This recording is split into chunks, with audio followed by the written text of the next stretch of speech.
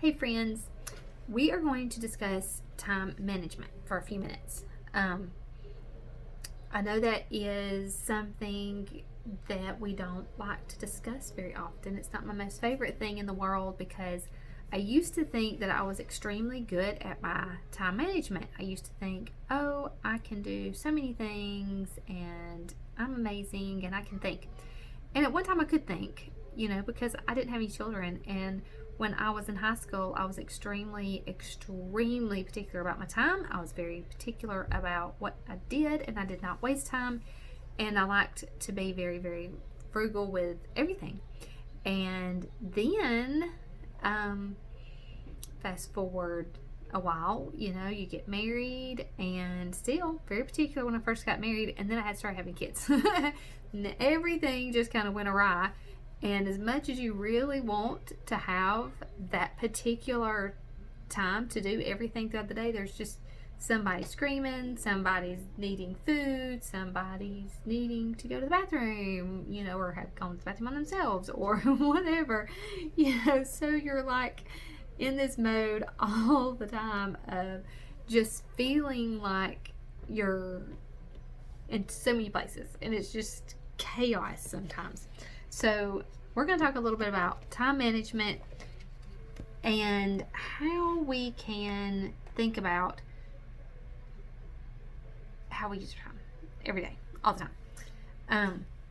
Now, I am also one now with 6 kids that does not really want to where everything I wanted it to be just like every second planned out throughout the day. As much as I would still like for that to happen, I can't do that because of course the kids are not gonna, time just isn't allowed for that anymore. But I can also do a lot of things to help make the day go a little bit smoother when I'm really paying attention to what's going on for that day, and really kind of already planning.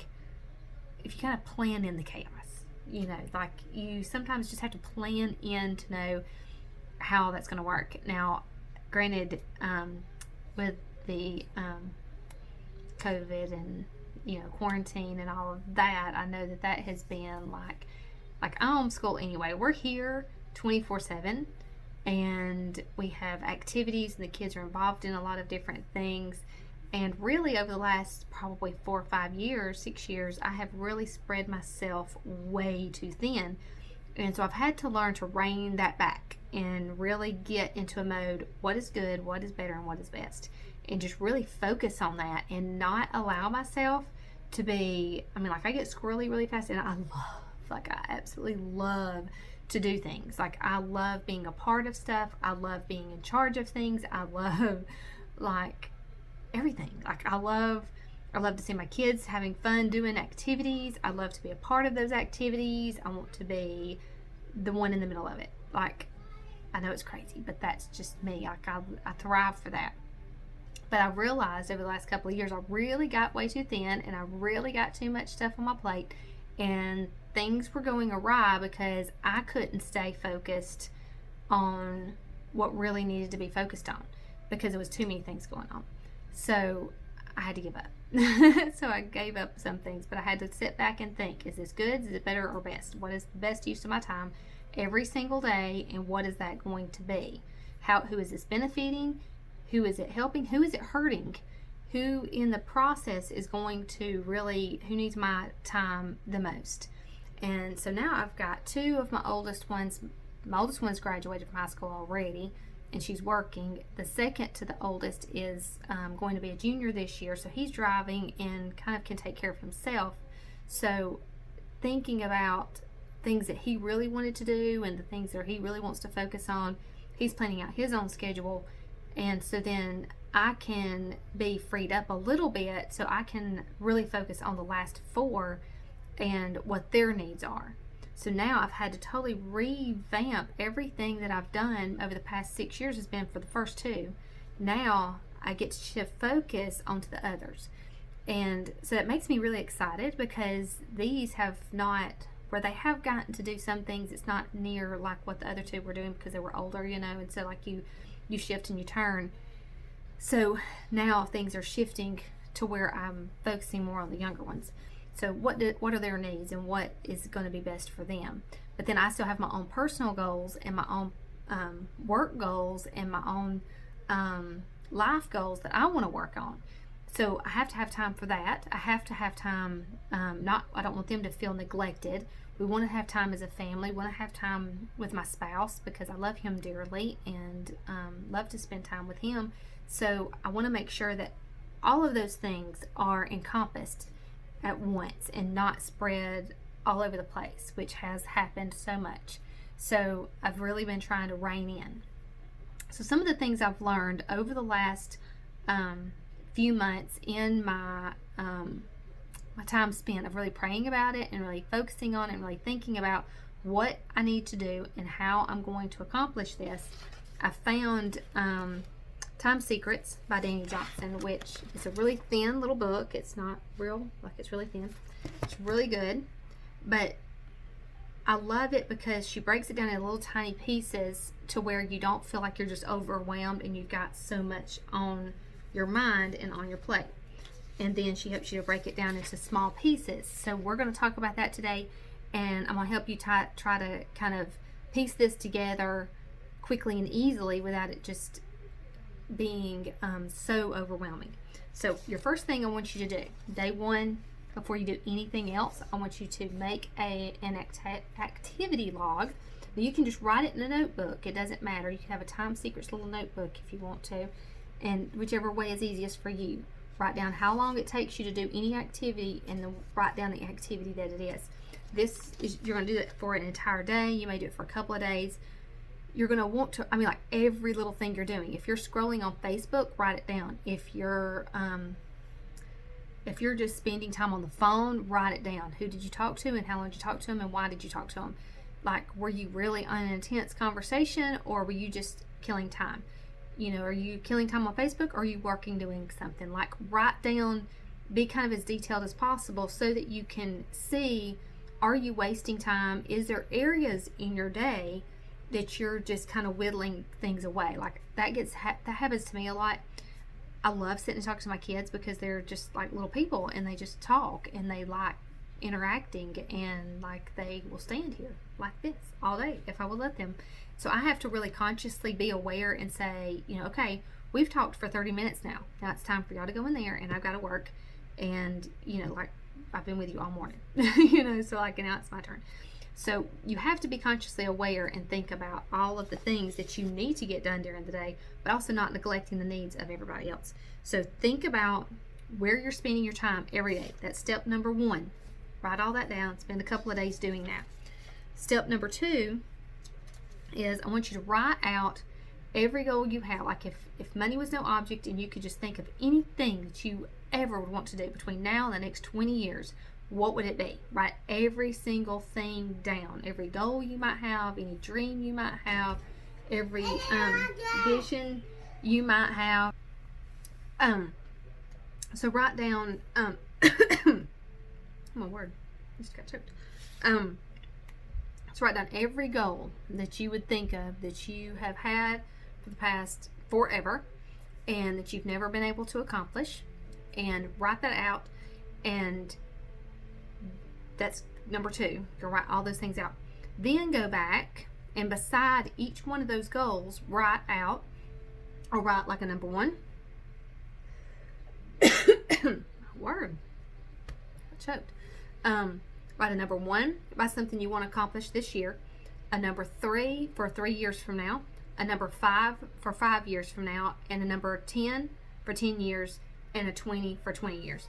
So like there may be things that are just like way huge goals that you have that is going to take you a while, that's going to need to be way out there. Now these things, you need to have them. Don't try to like accomplish this big huge 20-year goal in a year. Like really think about when you could realistically this thing happen. Like how could this really truly happen? Think about this long term. Think about things that are simple that you can do pretty quickly, that's going to be easy for you to do fast. And then go through and think about each one of those things and try to really plan through now until for a long time. And you're not going to necessarily have to write every single one of these things out and like give them a time span right this second, but think about it. Like put a one, like things that are things that may not be real high on your priority list, that may be fine for 20 years from now, but things that you know that you want to happen in the next 1 to 5 years. Really think about those and how long it's going to take you to do each one of those items. And then after you've done that, then you're going to set up. Okay, so think about each one of these categories. You got what's needed to reach my goal. To make on a notebook, I want you to write year number, whatever, 1, 2. I mean, like you're not going to write anything here yet, but you're going to write year number. So this is where you're going to put 1, 2, 3, 4, 5, whatever. And then category, goal, money, skill, and time it will take. So you're going to write on different sheets. On your first sheet, you're going to write year 1 things, the things that you want to happen in the next year. You're going to write, if that's year 1, you're going to write it here. And then what category is that in? We're going to talk about categories in a minute. And then what is the name of the goal? Like, is that to pay off debt? Is it to take a vacation with your family? Is it to go to a specific place with your family? Is it to take a trip with your spouse? Is it to learn to play the guitar? Is it to get a swimming pool? I mean, like whatever the thing is, how much money is it going to cost to do that item? Are you going to have a skill? So like if this is a work related goal, then it may require you to get a skill, to have a skill. It may be going back to school. Like you may want to be a doctor. Well, of course you're going to have to go back to school or whatever. You're going to find that skill that you need, and how long is that going to take you to achieve that goal then in the end. Okay, so you're going to write all of those things out. So like year 1, you're going to write all of those on one sheet. Flip the page, all your year 3 things, write them on a sheet. Year 5, write those on a sheet. Kind of spread them out and do that. Okay, now the next thing I want you to think about, look at your list. Do you have a lot of work related items, or do you, like if you are, we're going to do a video one day on color personalities, but if you're a red, that means you're extremely driven and you work hard, like you may be all into work and you have a hard time really focusing on fun things or doing things with the family or doing like figuring out these other goals. Like your goals may all be work related. If you're green, everything's wrapped around money. It may be that you are like you like to analyze things, you're very analytical and you really want to look at numbers, so you may look at debt a lot, or the like you may be debt free, but like how am I going to save my money? But you may not necessarily be looking at a lot of other things. If you're yellow, then you're going to look at a lot of like how can I help people and what can I do for others and spending time with your family and things like that. And then blue is going to be all about fun, like whatever I can do that's going to require fun, and I really don't want to have anything related to work whatsoever. So if your goal for the year may be balance, like for me, mine is balance. Like I need balance in each of the areas because I could work all the time and I have to make myself not be aggravated because I need to take care of people. So like that's where I end up. So I want balance in all the areas. So I have to be consciously aware of how I'm spending my time and how am I going to reach certain goals. So you may want to go through that list and make sure that you have a goal for family, a goal for personal growth, a goal for spouse, work, financial, and fun. So divide all those things out. Like go down your list and really think about what each one of those things are. And each one, give them a different color. So like personal growth, maybe blue, spouse pink, family yellow, work and financial green, and fun purple. But you can pick whatever colors you want to, whatever fits you. Just pick whatever colors, but do a color code of some sort, so that way when you're putting it on your calendar, it all makes sense and it's much easier that way. And you can see what you're looking at. After a while, you'll know what your colors are, and it will be easier for you to distinguish, oh, this is my thing to grow this particular area and work on this particular goal. So you want to make sure that you have at least one of those things, one goal for each of those areas for the year.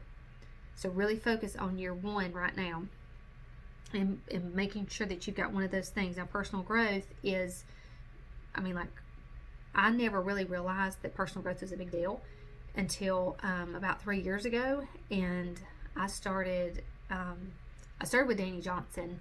Somebody was like, oh, she's really awesome, and I'm like, oh, great, I'll listen to her. And so I got really pulled in by her.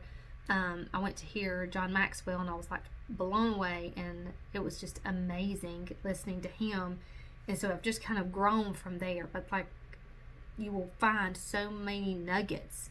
My most favorite that I'm really studying right now that I'm loving is the Hidden Power, which the language is a little bit hard, and you have to really think about what it's saying. You have to take little chunks at a time, like literally a paragraph at a time for several weeks. But it is amazing. It will really change your life. So those are my favorites. But really think about personal growth, because that's going to help you grow even in your areas with your family, with your work, with your kids, with your spouse, with everything. It's going to help in every area of your life. And it could even be your personal growth along with your spiritual growth, all of that's hand in hand. So it may be that you're wanting to make sure that you read your Bible every single day for the next year or whatever. Really focus on that. Think about those things. And once you have all of that planned out, then you want to set up your calendar. Now, every day is going to have its own color. This is a very simple calendar. You can have any kind of calendar you want. You can use your calendar like a calendar book, or it can be on your phone, whatever you like best. You can color code. I love Google Calendar, because I can color code each thing and I can have it down through there, and it's really great, and I love that. So each of the days through the week, you're going to make sure before you do anything else that you're going to have time with God first. God needs to come first before anything else, no matter what. Now, my God time and my personal growth time kind of go hand in hand. So I put I read my Bible, and then I read another little something that is personal growth things. But all of that kind of goes hand in hand together. So you're going to mark that time off before you do anything else. You're going to think about how long you're going to spend doing that thing every single day. You're going to mark that off first. You're going to put God first. Then you want to put your spouse next. Put whatever day that you want to have a date night. Make sure that you're spending at least one night a week or one day a week with your spouse. It doesn't have to even be anything major. A lot of times, my husband, I'll just tell the kids, you're going to stay in your room. Y'all go to bed, or at least don't come out. I don't care. And I'll lock my door, and then we'll watch a movie. We'll eat supper in our room, and that may be our date night. Sometimes it may be going out to eat or going to do something fun, just the two of us. It may be, every now and then it's a trip, but it's very rarely we get a trip, but sometimes we do. So whatever you know that you can plan out through the week, at least plan one day a week that you are spending a couple of hours with your spouse, because they get really, you know how you feel when you get neglected. And if you're not having a good marriage, this has to be its own, it's going to have to be its own side video at some point. Okay. But at some point, we're going to talk about some marriagey things, because I know there are times that I get my feelings hurt because he works so much, but then by the time he comes home, then I'm still working, and he's like, would you please stop, it's time to be together, so you get aggravated because you're aggravated to the other one because they should have already thought about your feelings. But are you really thinking about their feelings? You want your thing, but are you really thinking about how that's affecting them? So it has to be a give and take all the time. And so you really need to spend some time together. Not really do, it don't have to be anything. It doesn't have to be anything big, but just, I promise you, if you don't do this ever, and all of a sudden one day you wake up and you say, honey, we're going to have date night tonight in our bedroom. He's going to be so excited. or she will be so excited, just because you get to spend time alone. One of you make sure the kids are in their room or in their bed or whatever, and you do those things to make it happen, because that is probably one of the most important things, and especially if you are not, if you and your spouse are not always on the same page. It really makes a difference on getting you on the same page and really helping you to feel that love for one another. Because sometimes we get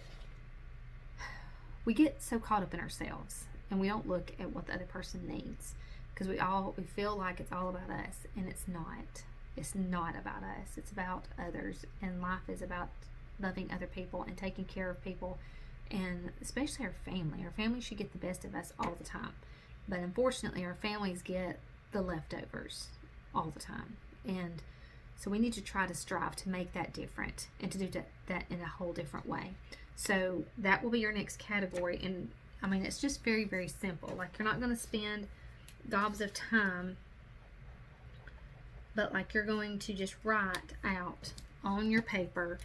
Now I'm putting this on Sunday, which I really should not, but but like Bible time on Sunday, which is good, but like, you would write whatever you're going to do on each of those things in that color that is going to be for that particular day. So like, if you're working, work, like put work, how many hours is that going to be?